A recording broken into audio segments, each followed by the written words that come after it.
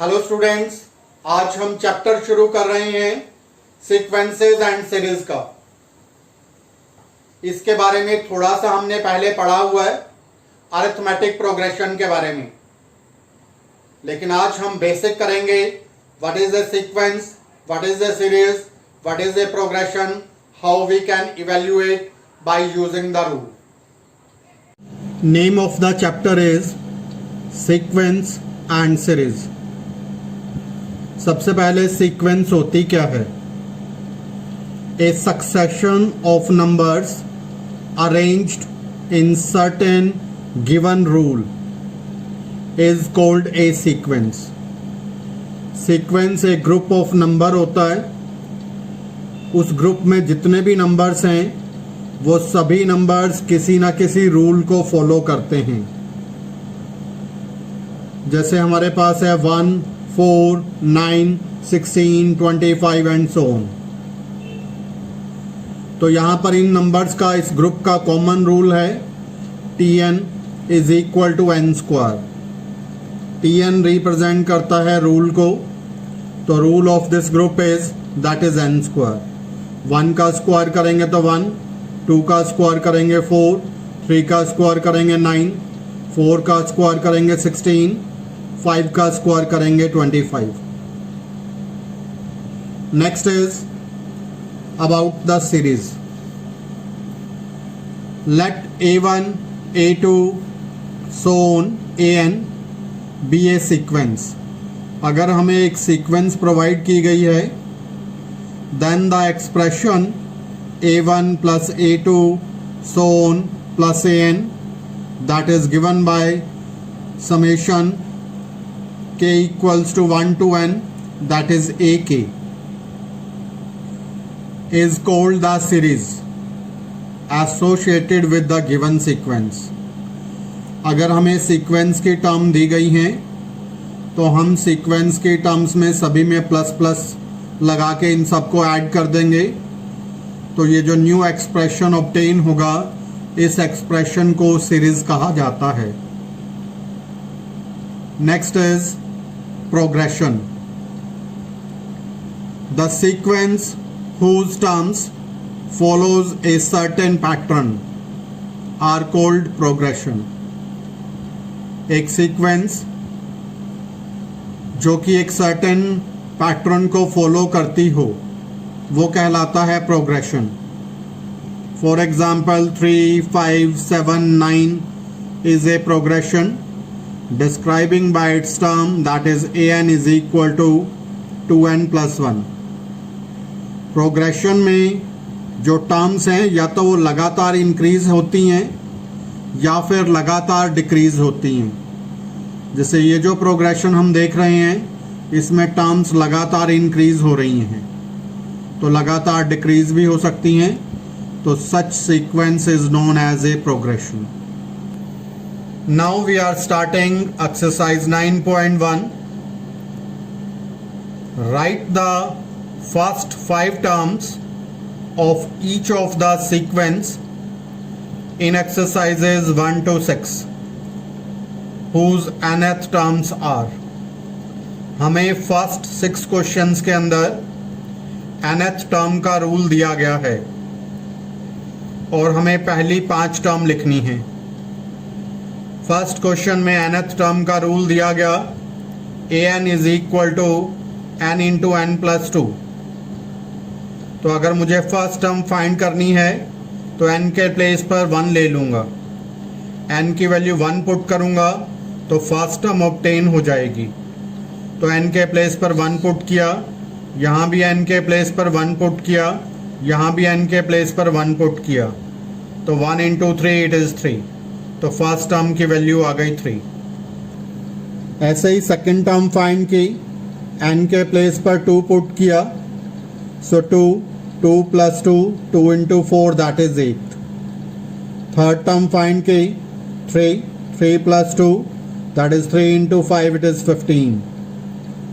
Next fourth term find की, this is 4 plus 2, 4 into 6 it is 24। Fifth term find की, this is 5 plus 2 that is 5 into 7 it is 35। तो similar way में हम question 1 to 6 कर सकते हैं. All the questions are similar. Next is find the indicated terms of each of the following sequence in question 7 to 10. तो I am taking question number 7.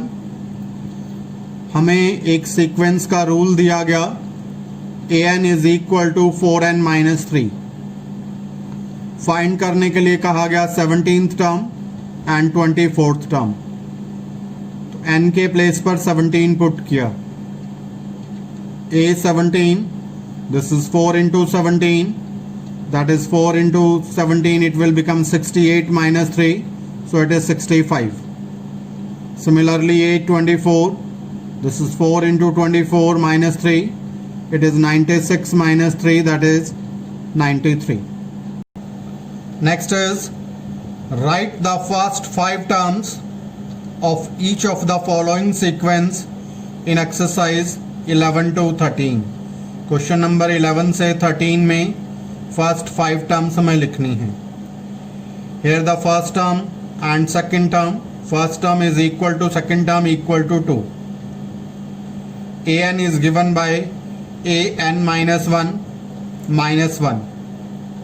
This rule is applicable when n is greater than 2. पहली दो terms तो हमें दे ही रखी हैं. First term की value है 2, second term की वैल्यू है 2. थर्ड टर्म फाइंड करेंगे by using this rule. n के प्लेस पर 3 पुट किया तो a3 माइनस 1 यानी कि a2 माइनस 1. तो रूल अप्लाई किया a3 माइनस 1 that is a2 minus 1. a2 की वैल्यू पुट कर दी that is 2 minus 1 it is 1. Similarly fourth term find की a4, this is a4 minus 1, so it is a3 minus 1, it is 1 minus 1 that is 0. Similarly a5 minus 1, a4 minus 1, a4 की value put की 0 minus 1 it is minus 1. The Fibonacci sequence is defined by 1 equal to a1 equal to a2 and an is equal to an minus 1 plus an minus 2. This rule is applicable when n is greater than 2. Find an plus 1 by an for n is equal to 1, 2, 3, 4, 5. तो Fibonacci sequence एक sequence होती है जिसमें जो journal rule है वो पहले की दो टर्म्स पे डिपेंडेंट होता है. जैसे कि an is equal to an minus 1 plus an minus 2. तो पहले की दो प्रीवियस टर्म पर डिपेंडेंट है. तो here the value of first term is given 1, second term is given 1. Third term find की n की वैल्यू 3 रखी a3 माइनस 1 प्लस a3 माइनस 2. an में वैल्यूज पुट की तो it becomes a2 plus a1 यानी कि 1 प्लस 1 इट इज 2. तो थर्ड टर्म की वैल्यू आ गई 2. सिमिलरली a4 की वैल्यू फाइंड की a4 minus 1 plus a4 minus 2 that is a3 plus a2 it is 2 plus 1 it is 3.